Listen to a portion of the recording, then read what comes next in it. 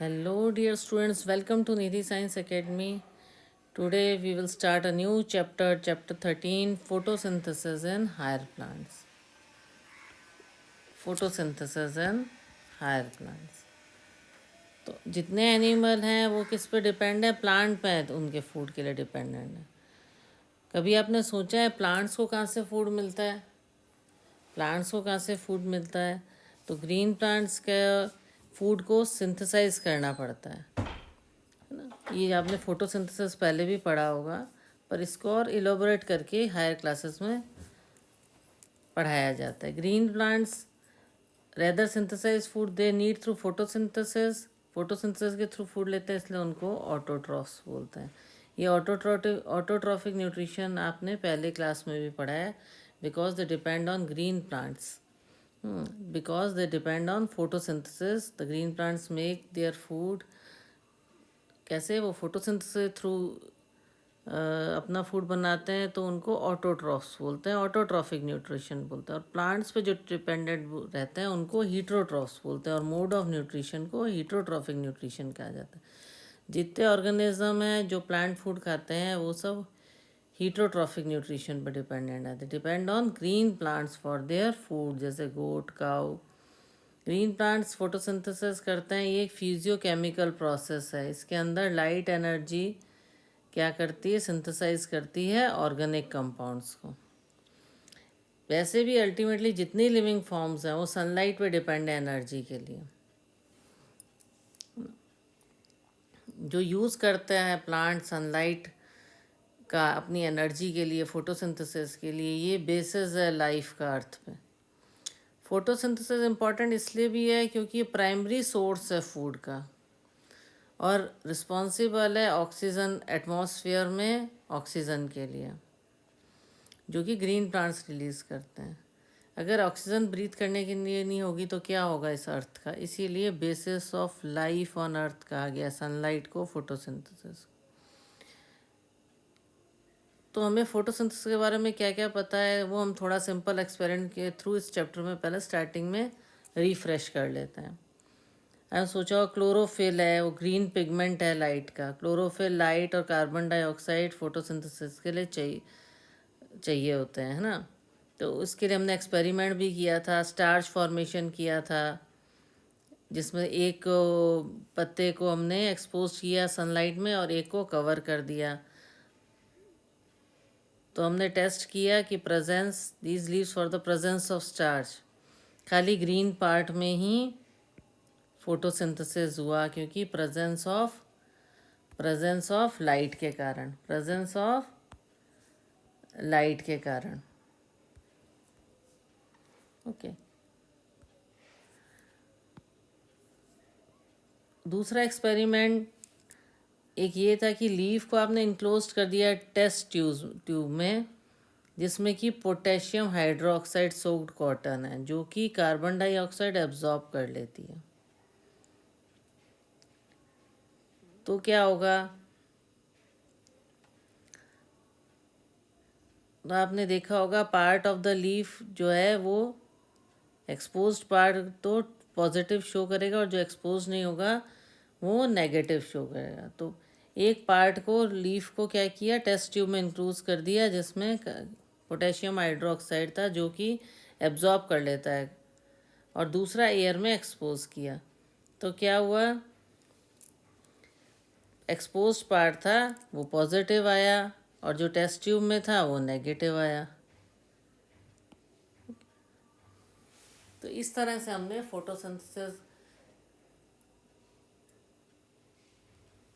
के लिए क्या क्या ज़रूरी है उसके लिए हमने एक्सपेरिमेंट किए थे। सिंपल एक्सपेरिमेंट बाद ये भी एक्सपेरिमेंट था, essential role of air in growth of plants. Candle burning हमने देखा कोल ब्रेस में, तो जब बंद रखते हैं तो क्या होता है?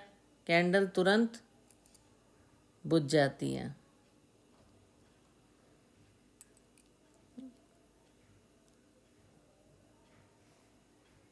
ABCD ये बनाए ना हमने, तो हमने देखा कैंडल क्या हुआ, जैसे इसको कवर किया कैंडल बुझ गई,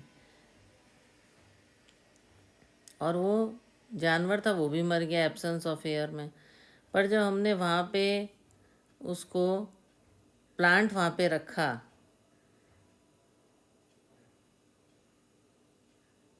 मिंट प्लांट को रखा, तो हमने देखा माउस स्टे रहा, कैंडल भी जलती रही और माउस भी नहीं मरा। तो इससे पता लगता है प्लांट्स रीस्टोर द एयर। जो भी ब्रीदिंग एनिमल और बर्निंग रिमूव कर रहे थे वो प्लांट ब्रीथ करता जा रहा था। तो ये हमने ऑब्जर्व किया।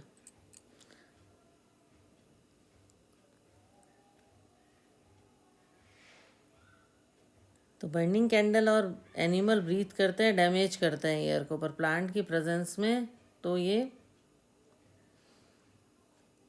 बंद हो गए थे, मर गया था, कैंडल बुझ गई थी। पर प्लांट्स की प्रेजेंस में मिंट प्लांट ने अब्जॉर्ब कर ली जो डैमेज एयर थी और एयर को मेंटेन रखा अंदर, तो कैंडल भी जलती रही प्लांट होने से और वो चूहा भी नहीं मरा।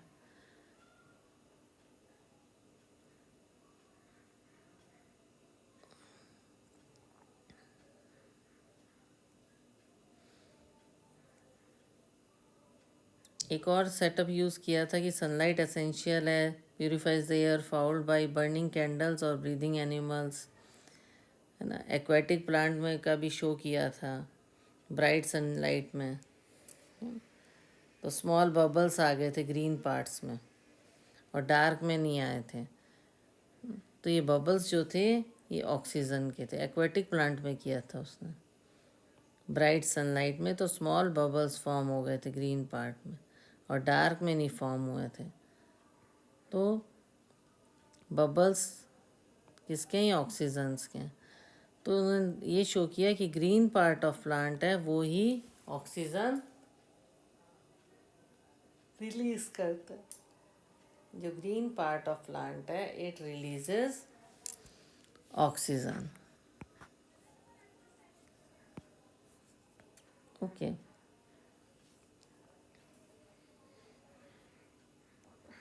1854 में एविडेंस किया था production of glucose when plant grow.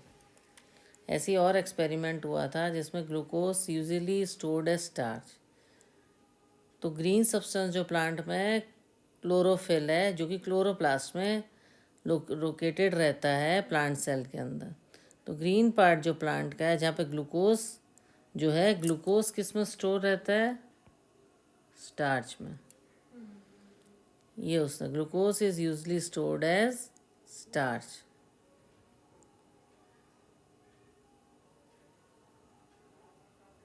और ग्रीन पार्ट में ही ग्लूकोज बनता है और वहीं पे स्टार्च भी होता है। ओके।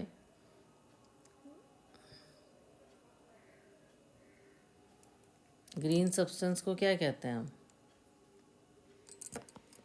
ग्रीन सब्सटेंस को हम कहते हैं क्लोरोफिल।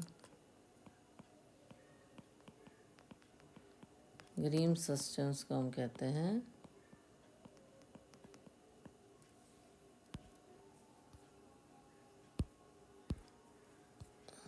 क्लोरोफिल। और क्लोरोफिल किसके अंदर होता है? क्लोरोप्लास्ट के अंदर।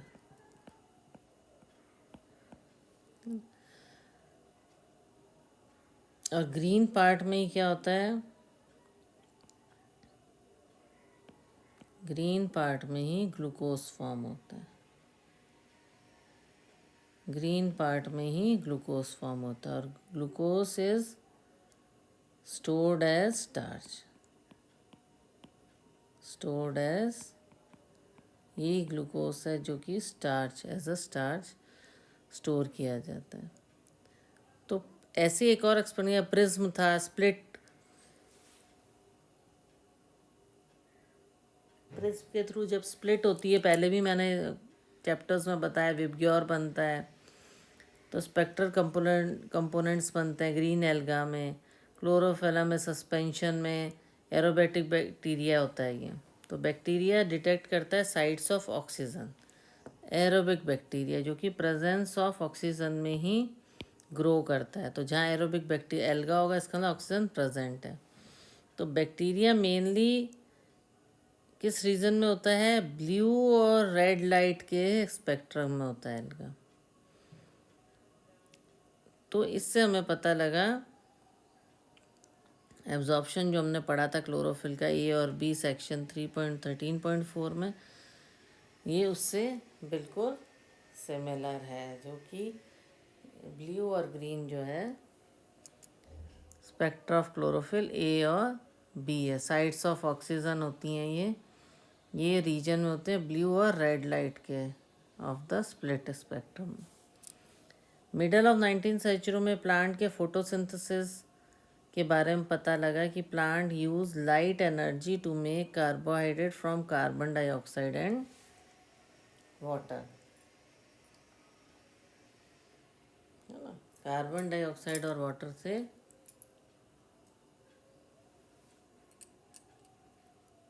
टोटल प्रोसेस ऑफ फोटोसिंथेसिस, है ना। Carbon dioxide is needed for photosynthesis.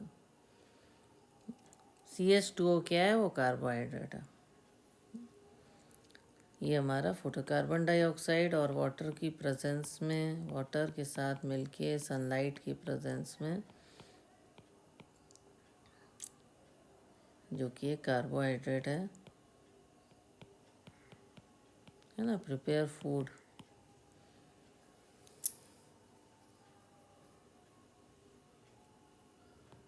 Example कौन सा? Glucose, 6 carbon sugar C6H12O6 plus O2। ये फोटोसिंथेसिस का प्रोसेस है। तो एक माइलस्टोन जो मिला, understanding of photosynthesis that make microbiologist की माइलस्टोन मिला कि हाँ इस तरह से एब्जॉर्ब होता है। नील जो था, कॉर्नेलियस वैन नील ने स्टडी किया पर्पल और ग्रीन बैक्टीरिया, और उसने ये पता किया कि ये लाइट डिपेंडेंट रिएक्शन है, जिसमें हाइड्रोजन जो है ऑक्सीडाइजेबल कंपाउंड है, जो रिड्यूस करता है कार्बन डाइऑक्साइड को कार्बोहाइड्रेट में। ये इसने पता लगाया कि green plants water is the hydrogen donor and is oxidised to oxygen. Hydrogen भी जरूरी है। लाइट डिपेंडेंट रिएक्शन में hydrogen form a suitable oxidisable compound. तो कुछ ऑर्गेनिज्म होते हैं वो रिलीज़ नहीं करते हैं ऑक्सीजन फोटोसिंथेसिस में। व्हेन हाइड्रोजन सल्फाइड को यूज़ किया जाए हाइड्रोजन डोनर में for purple and green sulphur bacteria, तो ऑक्सीडेशन प्रोडक्ट सल्फर और सल्फेट आएंगे, ऑक्सीजन नहीं आएगा। तो ऑक्सीजन जो ग्रीन प्लांट में होती है वो H2O से आती है, कार्बन डाइऑक्साइड से नहीं आती है। ओके, तो इसमें कैसे फॉर्मूला बना हमारे पास? ये CO2 plus H2O carbon dioxide और लाइट की प्रेजेंस में ग्लूकोज बना, कार्बोहाइड्रेट C6H12O6, ओके, और वाटर प्लस ऑक्सीजन। हम इसको इक्वल करेंगे तो यहाँ ऑक्सीजन कितना है? 6 है, और यहाँ पे भी हमें करना है उसको मैनेज। C6 है तो यहाँ 6 लगा दिया, तो ये C6 हो गया। ऑक्सीजन कितना हो गया? 12। यहाँ ऑक्सीजन कितना है? उसको 12 करने के लिए, और H कितने हैं? 12, 13, 14, इसके लिए हम यहाँ पे 12 लगाएंगे।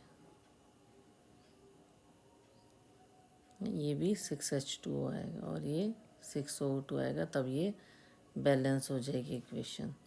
6CO2 प्लस H2O, लाइट की प्रेजेंस में C6H12O6 plus H2O plus 6O2, okay. H12 है, यहाँ 12 लगाया, 24, तो 12 टू ज़ा 24, ये 12 है तो यहाँ भी 12 करने के लिए यहाँ 6 लगाओगे। ऑक्सीजन कितना है, ये 6 है, इधर 6 है, 18 है, इधर भी 12 और 18 है, हो गया ये आपका इस तरह से। तो C6H12O6 represent glucose, the oxygen release in form of water, और ये radio iso, this was proved bye radio isotope technique. तो ये जो था ये किसी सिंगल उसमें नहीं मिला है, it is not found in the single reaction but description of multi step process में के बाद हमें ये सब पता लगा। ये सब हमें मल्टी स्टेप प्रोसेस के बाद we find out this. Okay, एक और इंटरेस्टिंग टॉपिक कवर करते हैं, where does photosynthesis take place. Photosynthesis कहाँ पर होता है, तो आपको ये ग्रीन लीफ में, क्लोरोप्लास्ट में, जो आपने चैप्टर्स में पढ़ा, और कोई अदर पार्ट आप बताओ। तो mesophyll cells in the leaves में होते हैं, क्लोरोफिल अलाइन देमसेल्व्स इन मीजोफिल सेल्स।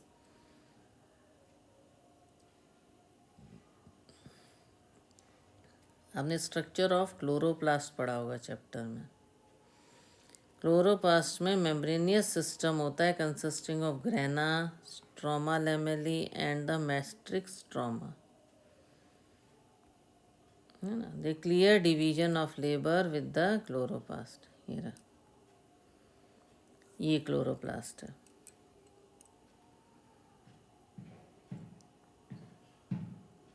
ये ट्रैप करता है लाइट एनर्जी को, सिंथेसिस करता है एडिनोसाइन ट्राइफॉस्फेट और नाइकोटिनामाइड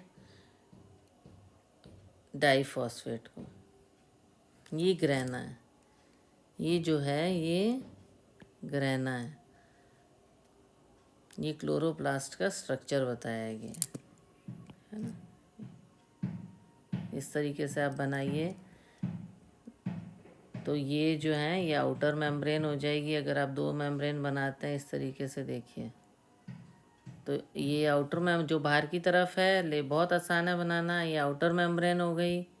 ओके, ये आपकी ये इनर मेम्ब्रेन हो गई और ये बाहर वाली आउटर मेम्ब्रेन हो गई। स्ट्रोमा और लेमेली इसको बोल देंगे। ये देखिए जब ऐसे करके जो जोड़ेगा ग्रेना को, है ना, जो ग्रेना को जोड़ेगा उससे हम स्ट्रोमा बोलेंगे। ओके, और ये जो एक के ऊपर स्ट्रक्चर है जैसा लग रहा है, छोटी छोटी स्टिक्स रखी हैं, वो है ग्रेना। ये अंदर वाली मेम्ब्रेन इनर मेम्ब्रेन हो गई, आउटर हो गई, ये ग्रेना हो गया, ये स्ट्रोमा हो गया। ओके, ये स्ट्रोमा का लैमेला है, और बाकी ये जो स्ट्रक्चर है, जो मतलब बेस है जो इसका, ये स्ट्रोमा है। ओके, और ये जो है ये स्ट्रोमा है और ये स्ट्रोमा लैमेली है, इस तरह से।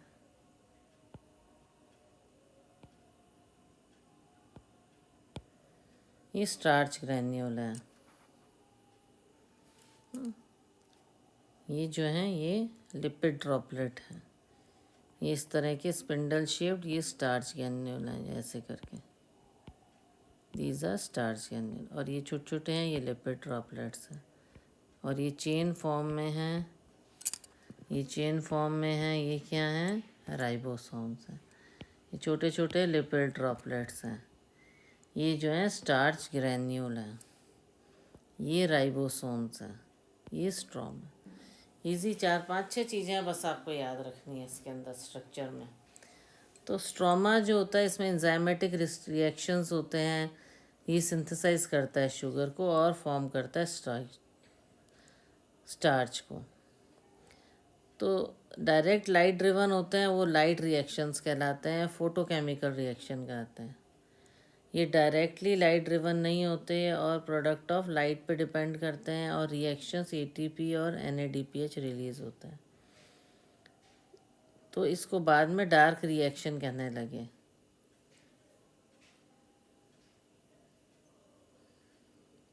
पर इसका मतलब ये नहीं कि वो डार्कनेस में होते हैं, लाइट डिपेंडेंट नहीं है, ऐसा नहीं है। पहले इनको लाइट ड्रिवन कहा गया तो लाइट रिएक्शन कहा गया, फोटोकेमिकल रिएक्शन किया। पर कई बार हम ये देखते हैं कि डायरेक्टली लाइट डिपेंडेंट नहीं है। एटीपी और एनएडीपीएच जो है एडिनोसाइन ट्राइफॉस्फेट और नाइकोटिन है माई डाईफॉस्फेट, इन सब पे भी डिपेंडेंट है। तो dark reactions they are called dark reaction, मतलब कार्बन रिएक्शंस हैं ये। लाइट रिएक्शन मतलब फोटोकेमिकल रिएक्शन, जो कि लाइट एनर्जी और सिंथेसिस ऑफ एटीपी आता है। तो इसमें हम एक बार स्ट्रक्चर देख लें, जो कि लाइट के प्रेजेंस में होता है लाइट रिएक्शन है, और जो प्रोडक्ट्स ऑफ लाइट रिएक्शन पर डिपेंड करता है, डायरेक्टली डिपेंड करता है, तो उसे डार्क रिएक्शन बोलते हैं। तो ये आपका राइबोसोम्स हो गए, ये स्टार्च ग्रैन्यूल है, ये लिपिड ड्रॉपलेट्स हैं। ओके, ये स्टार्च ग्रैन्यूल है। ये क्या है, यहाँ पे लेबल करो, समझ आ जाएगा। ये हमारा स्टार्च ग्रैन्यूल है। ये जो है, ये क्या है, ये लिपिड ड्रॉपलेट है। ओके, ये क्या है, ये स्ट्रोमा है, जिसमें सब चीज़ें प्रेजेंट है। ये क्या है, ये ग्रैना है। ये क्या है, छोटे छोटे राउंड्स, ये राइबोसोम्स हैं जो कि प्रोटीन सिंथेसिस करते हैं। ओके, और ये क्या है, ये स्ट्रोमा लैमेला है।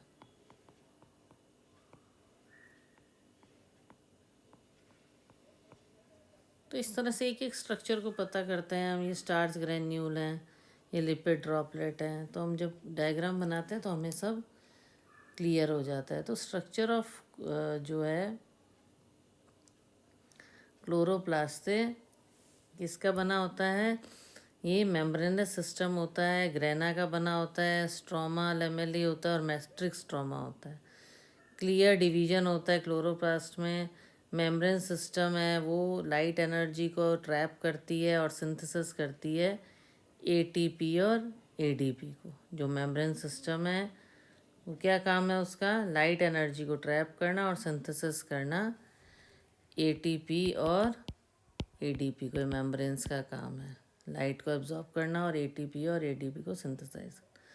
स्ट्रोमा में एंजाइमेटिक रिएक्शंस होते हैं। यहाँ पे क्या होता है, यहाँ पे एंजाइमेटिक रिएक्शन होते हैं। उसने एब्जॉर्ब एंजाइमेटिक रिएक्शंस होते हैं जो सिंथेसाइज करते हैं इन द फॉर्म शुगर को in the form of starch. तो ये जो डायरेक्टली ड्रिवन होते हैं वो लाइट रिएक्शंस कहलाते हैं, फोटोकेमिकल रिएक्शन कहते हैं। जो डायरेक्टली डिपेंडेंट नहीं होते, प्रोडक्ट ऑफ लाइट्स पे डिपेंड करते हैं, एटीपी और एनएडीए पे, इनको डार्क रिएक्शन बोलते हैं। तो ये दोनों टाइप के रिएक्शंस किस में होते हैं, क्लोरोप्लास्ट में। ये दोनों जो रिएक्शन होते हैं क्लोरोप्लास्ट में होते हैं।